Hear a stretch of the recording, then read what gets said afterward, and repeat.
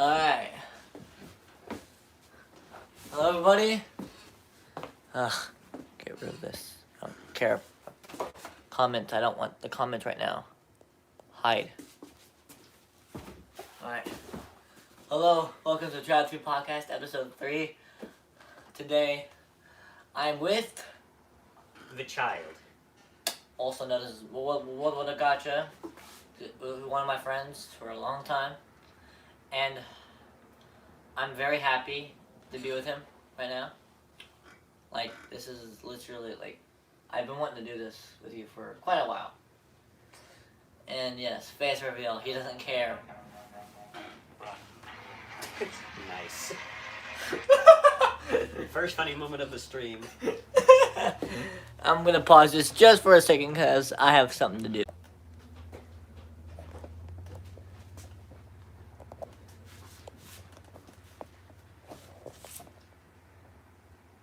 Alright. I sent you the questions. I sent you the questions on Discord so you can I can read them to you. Alright, we got this. Alright. Are you gonna read the questions? I'm gonna read the questions. You lead. Okay, yes. The first question is about our history. The first few questions. First question.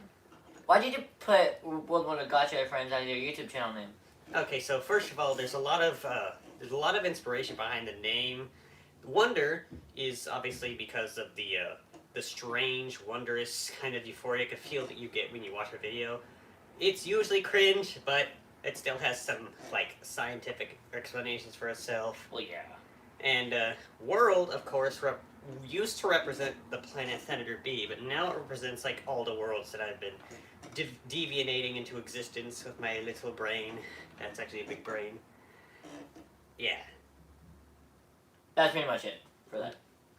Second question. Do you remember how we first met? Not really. I don't remember much from elementary, but I do remember some funny stuff. Such as the whole cat stuff, the falling down, and the best part, random singing. Yes. Third question. In time, when did you start to feel our friendship grow? I think it was when we started playing games, drawing, you know that? Yeah. Like, we were, like, out of all the people that were repelled by my annoyingness, which was a thing that I was doing anyways. Used to it. It was used to it. Anyone who's used to it just kind of slips into friendship. Yeah. Again, you're my first best friend. Yeah. Yes. What's your latest memory of us doing when we were in 3rd grade? I remember the last thing we did before you moved away was we saw an assembly. It was about an owl, I think. I think it was about some owl that you couldn't get in the you couldn't like buy, and like it flew around and you tried to like raise your arm to get it to come to you, but then I was like, no, put it down, put it down. I remember that now. I remember that. Do you miss 3rd grade? Would you revisit the time that you remember? Absolutely to remember not. how you felt about it then? Like, I don't remember anything except with like stuff on lunch in Travis. I remember very little about old school stuff, and that's a good thing because I don't want to remember. Sometimes that is a little crappy. Last question on the past part, or personal. If you could change one thing in life, what would you change? The only thing I would change in life would probably be re-editing the education system. It's a good idea to have children learn. Yeah. But some of the things the education system is doing now is starting to get me kind of concerned. First of all, the security system on devices such as computers, they're getting extremely updated, which hasn't been done before. Before, the students had privacy, but now they're having more, now they're getting observed more digitally. Yes. Instead of just being stared at from behind. And it sucks. So what I would have wanted to do... Logan! My friend Logan's watching the Hey, podcast. Hey Logan, hey Mega Mikey Gamer. This is What Gotcha. The child. The child.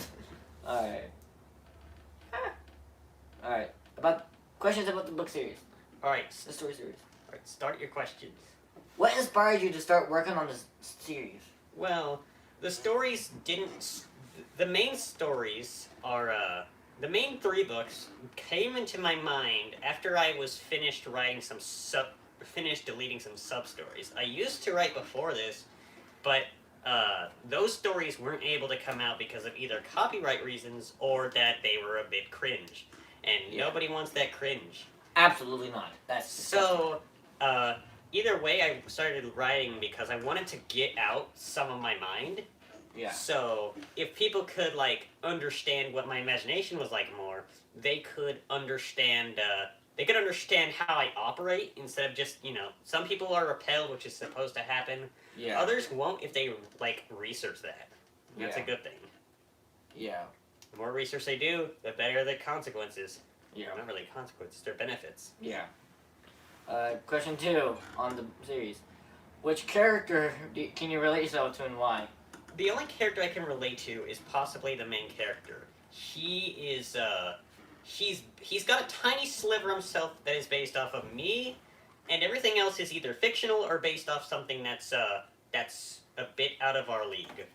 Yeah. So, the little parts of him that are based off me is, the fact that he's autistic, and that he has and that he loves to eat.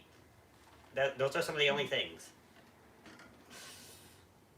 Which character do you think has the most sad backstory? Okay, so backstory-wise, I think it would be tied with Ahiko Maverick and Pythiaki. And I'm gonna go from Ahiko first because I said her name first. Ahiko Maverick is supposed to be in the stories, which for context, it's gonna deal with not just the future. It's not just a future story. It's also gonna deal with the past, and it's gonna also deal with parallel universes. And Ahiko Maverick is supposed to be a reincarnation of the real life person and Frank in this world. Which, if anyone knows what happened to her, yeah, I think you know why her backstory would be kind of sad. And she reincarnated, which there's also a reason why she reincarnates and doesn't pass on, is because she's too mad, and obviously she was stripped of her life, and she became vengeful against the German soldiers. She doesn't know the difference between a normal German and a German soldier because they abducted her and her family. And now that she's reincarnated, she wasn't redeemed from so she still got that grudge, and it's not going away anytime soon. And with Pythiaki, she's a bit more straightforward and more modernly, in a way. She used to be an Afghanistani human, and she was, if anyone knows what's going on in Afghanistan, they know exactly the problems that are happening. She was a refugee, but she died trying to save her family, and it worked, but she didn't pass on because she was still mad at what was happening to her home. So she reincarnated, and she reincarnated as a albino green anaconda, and then in 3000 she mutated into the character we see today. Can you give us a follow-up about the main villain of the story? The main villain, some would think that in the first book, the main villain might be the angels of heaven, which obviously is why these stories have a controversial meaning to them. Yeah. But this story actually does a twist on us on what the villain is. Some may think it's Zeus in the second book. Some may think it's Odin in the second book. But really, it's not a person, it's a thing. The primordial anger is the villain that I have decided for the story. And it's not just a villain, it's the villains. Yeah. In a way, this is like the modern trope of taking an infection and making it corrupt people. Games like this are like Smash Bros. Ultimate, where a large force from an unknown dimension corrupts everyone and makes them do things against their will. That's seen in a lot of media. Yeah. Unfortunately, this is different, and in order to understand it, you would have to understand why they exist in the first place. Yeah. And this virus is It's a mix of demonic possession and the rabies virus, which, if you know what happens to animals when they get infected by it, that can be kind of scary to watch. Yeah. And kind of dangerous. Really dangerous. One bite from someone infected by the primordial anger would give it to you, and then you would pass it on to without even wanting to. Beating up loved ones, beating up your villains, and possibly punting the family dog. About your main character, what are Xena's inspirations? So going through the main inspirations we had were characters that he kind of was mainly based off of in the beginning. In the beginning, he was just a monster child. He was based off of the strikingly hard to kill Indoraptor from Jurassic World: Fallen Kingdom. He had inspirations from the character Kirito from Sword Art Online, Eren Yeager from Attack on Titan, and the biggest inspiration out of all of them was Venom from Marvel. Oh yeah. More of these will get explained in the later questions, but the biggest inspiration, other than Venom, would be black holes, because we don't really know about them. Now the last topic of the interview, the future plans. Yeah. What kind of things would you like to put out in the world other than the series? The series are going to be the catalyst for a bunch of things in the future. First, there's going to be the graphic novels. Those are going to have to come out sometime. Then there's the animated series, which is going to be a retelling of the events, but also is going to be pointing forwards at new things that we Never seen never before. saw. And not just that, there's going to be a spin-off series called The Beyond Biospheres, which is going to talk about some of the strange wildlife we see in the stories. Yeah. Can't wait for those. I really can't. If you had the ability to create your own video game, what would it be about? The autistic hero of the game. I mean, think about it. First the book, then the graphic novel, then the anime, then the game. It would be a trifecta, a quarfecta. And then, of course, merch, and then live action movie, which would probably be pretty bad, but it fleshes it out. Usually are, but oh well. It's out there. If you could create a movie out of every actor ever, who would you choose to voice your main character, and what movie would it be about? Okay, so either way, if I were to make a movie, it would not be not in the realm of the autistic hero. But that being said, it would still be in the same continuity of events. I would still make the movie, pretty interesting. So it would have, I don't know, superheroes, it'd have a mutant, it'd have, a dinosaur, it could have any one of those. But the only thing I would do to connect it is use the primordial anger as the villain, because it's a good villain. Probably because it's the most evil. What actually got you becoming a YouTuber? Who gave you the idea? It actually wasn't my idea. The idea was that I was watching so many, source filmmaker animations, and I was like, these are amazing. But then I realized that there was so many complications to it that I had to slow down in trying to get it. So I settled into gacha not because of what everyone else does, but because it's simple. It's simple. You can just take screenshots of every frame and then line them up in video with music or a video. That's it. It's very easy to get out a story, and it's pretty simple. Yeah. Do you wish that you could do life differently, or would you tell your past self to do better? I would decide to not. If I were to go back in time and see my past self, I would not do anything. Instead, I'd watch and see what it would do for others like me. So if I could see how it would go out from the beginning, I'd be like, oh, so it's gonna end up like that.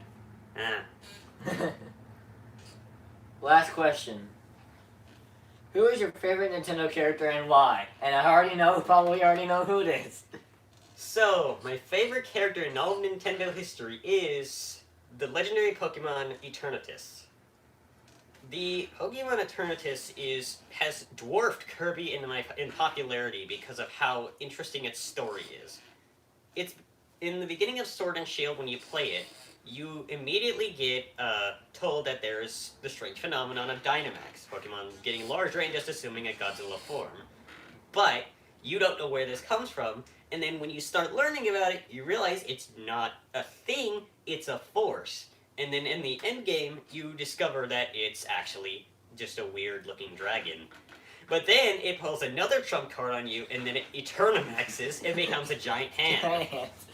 And of course, that's amazing, but it's not the end either, because it still has story, because Sword and Shield decided to release some DLCs, and those expand on it.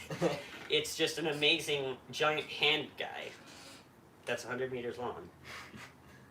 Oh my gosh, Logan said Mega Man. Because that's his favorite Nintendo character. It's not a Nintendo character. Well, it's tied with Nintendo. Not tied with Nintendo with Smash Nintendo Bros. has the licensing. It does have the licensing, but it's its own company. I can see why Nintendo would buy it, because Capcom doesn't care about Mega Man. Because the lore of it. Yeah.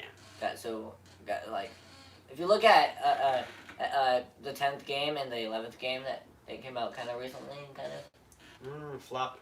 Yeah. I mean, that year difference. Yeah. It took almost 8-9 years just to get another game out. But anyway, that's all for the questions. That's all for the interview. Thank you for let me. I'm not gonna say force you, but he's not forcing. Yet. Wait, what? Thank you for going on this episode of this interview podcast episode with me. Oh, that's fine. Oh yeah. Uh-huh. And before we started, I was gonna have him put this on, which you can try it. Actually, put it on first. I'll put it on. Put that on first. That's too big. It's too big. Actually, it's too small. Too small. I can just untie this because I tied it like an idiot. It was too big for my. That's what I say when I have shoes. It was too big for my small head. Small brain. Yes. Nobody can just do whatever. 8 years. Yeah, 8 years since Mega Man, I think. Mm-hmm. Since Mega Man came out? Yeah, I think so. Since that 10th game came out, right?